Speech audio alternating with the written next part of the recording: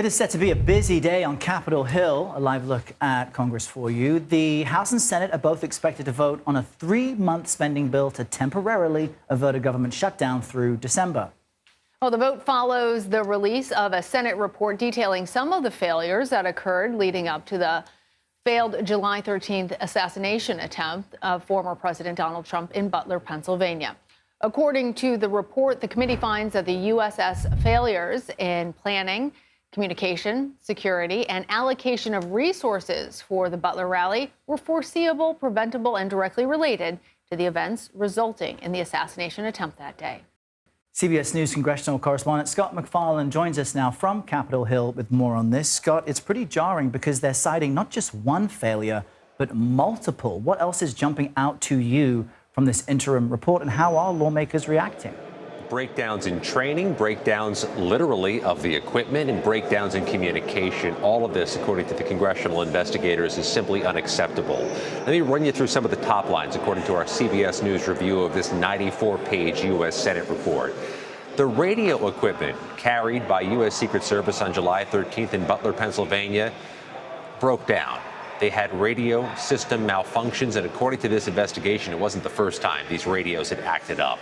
The Secret Service had a counter-drone specialist on site who was not well trained, according to the Senate investigators, had been in the job for only 3 months and spent most of the day on a toll-free helpline trying to get the equipment to work, and it didn't work.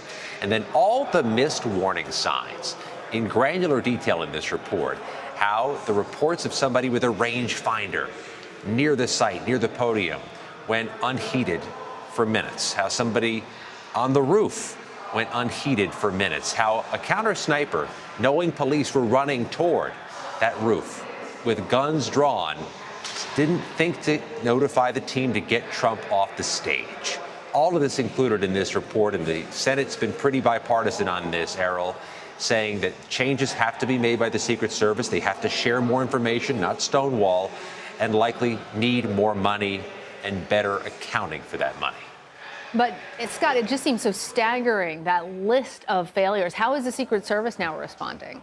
In a statement to CBS News, the Secret Service says a lot of what the Senate investigation found aligns with their own internal review, which has been ongoing since July 13th. They've released just a summary, but not the full report on what they found internally. That Donald Trump now has the highest level of security as he campaigns ahead of November 5th, and that they have been cooperative with investigators and rigorous with their own review.